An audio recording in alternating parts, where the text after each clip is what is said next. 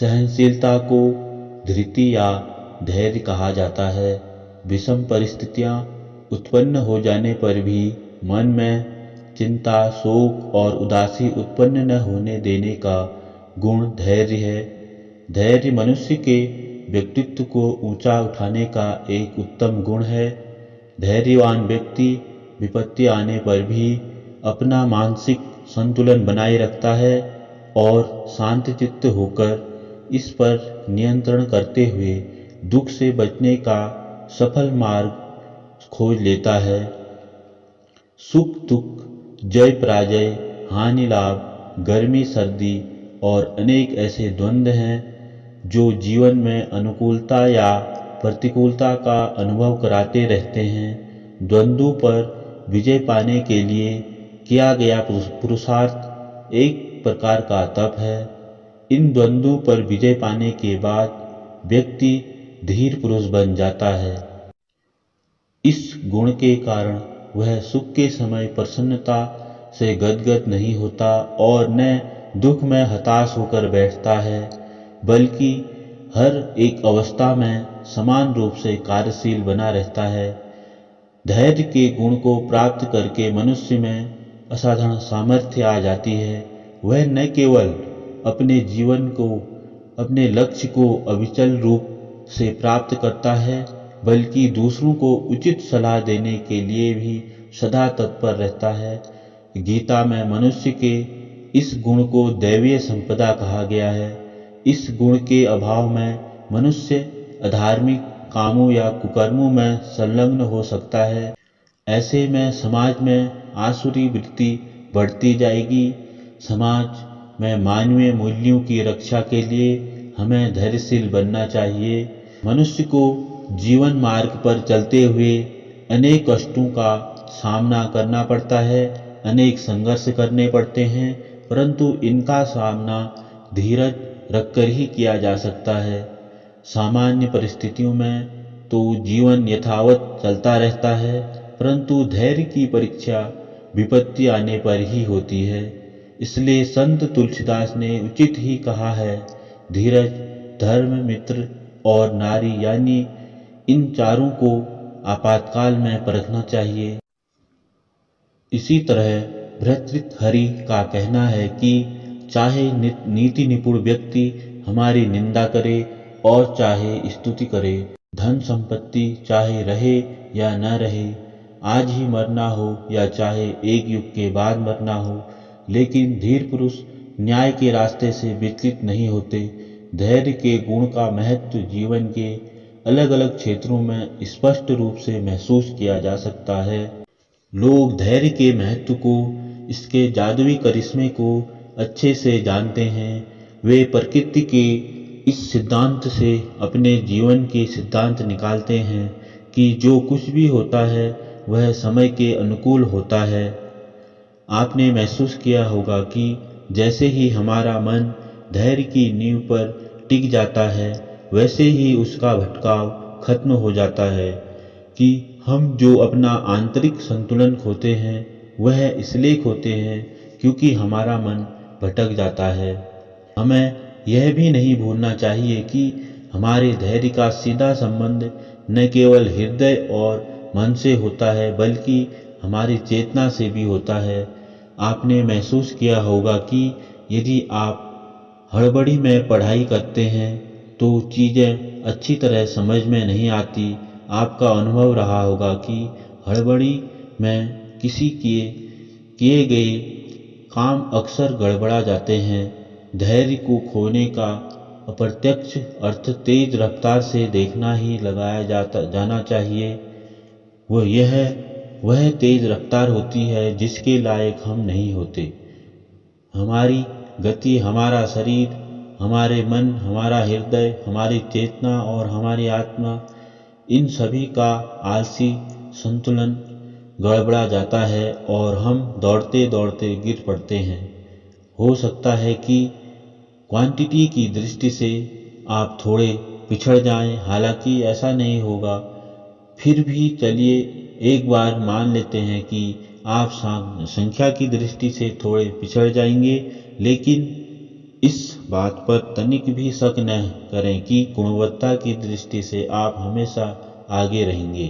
थोड़े समय के लिए तो संख्या की जय जयकार होती जाती है, लेकिन यदि आपको यह जय जयकार लंबे समय तक के लिए चाहिए, जीवन भर के लिए और यहाँ तक कि जीवन के बाद के लिए भी चाहिए, तो आपको गुणवत्ता के लिए काम करना चाहिए और यह गुणवत्ता धैर्य के बिना नहीं आती। धैर्य सफलता की कुंजी है। धैर्य की शक्ति से हम जीवन में आए अवसर का लाभ उठा सकते हैं। अंडे को सेने से चूजा निकलता है, न कि अंडे को तोड़ने से। धैर्य और परिश्रम से हम वह सब कुछ प्राप्त कर सकते हैं जो शक्ति और उतावलापन की स्थिति में कभी नहीं प्राप्त कर सकते। धैर्य धारण करने से हारी हुई बाजी भी जीती जा सकती है। विश्व में जितने भी महान आविष्कारक हुए हैं, वह वर्षों से धैर्य का ही नतीजा है। जिस भी व्यक्ति में जितनी प्रतीक्षा करने की क्षमता है, उसकी कामनाओं की पूर्ति की संभावना भी उतनी ही प्रबल है। यदि लगातार असफलता प्राप्त हो रही है, तब भी धैर्य बनाए रखना चाहिए। कभी कभी सफलता देर से मिलती है। पौधे की अपेक्षा पेड़ देर से तैयार होता है। जिस तरह एक विशाल पेड़ को तैयार होने में अधिक समय लगता है, ठीक उसी तरह हमारे लक्ष्य को भी पूरा होने में अधिक समय लगता है। जीवन में धैर्य का परिचय न देने वाले लोगों को अंत में पछतावे के अलावा और कुछ नहीं मिलता। धैर्य की शक्ति बढ़ाने के उपाय: हमें पहले से यह सोचना चाहिए कि विपत्ति कितनी भी बड़ी क्यों न आ जाए, लेकिन हमें घबराना नहीं चाहिए। विपत्ति कितनी भी बड़ी क्यों न हो, वह स्थायी नहीं है। इस संसार में कुछ भी स्थायी नहीं है। जो आज है कल नहीं रहेगा। रात अंधेरी है, कितनी भी बड़ी रात क्यों न हो जाए, सुबह अवश्य होगी, उजाला अवश्य होगा। हमेशा मन में विश्वास रखें, धैर्य बनाए रखें। सब पार हो जाएगा, सब ठीक हो जाएगा। जैसे किसी को कुछ घंटों के लिए सफ़र करना है और गाड़ी में रिजर्वेशन नहीं है, तब भी वह चला जाएगा, क्योंकि वह जानता है कि 1-2 घंटे का सफ़र है, थोड़ी देर बाद पहुंच जाएंगे, फिर आराम से रहेंगे। लेकिन यदि लंबी यात्रा हो, 1-2 दिन का सफ़र हो और रिजर्वेशन नहीं हो और कोई कहे कि चलो, तब जाने में मन में भय लगेगा। कितना लंबा सफ़र है, कब तक खड़े जाएंगे, भय लगेगा। इसी तरह जीवन भी एक लंबा सफ़र है। इस जीवन के लंबे सफ़र में तमाम तरह की विपरीत परिस्थितियां आती हैं और चली जाती हैं, वह स्थायी नहीं रहती हैं। हमें यह सोचकर धैर्य बनाए रखना चाहिए कि अब यदि मुश्किल है तो यह मुश्किलें दूर हो जाएंगी। यह अपने दिमाग में बिठा लेना है। जीवन में जब भी कोई विपत्ति आए, धैर्य रखने के लिए पॉजिटिव सोचो। जब विपत्ति आए तब यह सोचो कि विपत्ति नहीं आई है, यह मुझे एक सीख देने आई है। नुकसान में भी नसीहत बनी है, हमें यह मजबूती देगी। लोहे को आग में तपाने के बाद जब उस पर घन का प्रहार होता है, तभी उसको एक आकार मिलता है और उस लोहे की उपयोगिता बढ़ जाती है, उसकी कीमत बढ़ जाती है। देखने में लगता है कि यह घन का प्रहार है, लेकिन वह प्रहार ही उसको एक आकार देता है और उसी में उस लोहे की उपयोगिता है।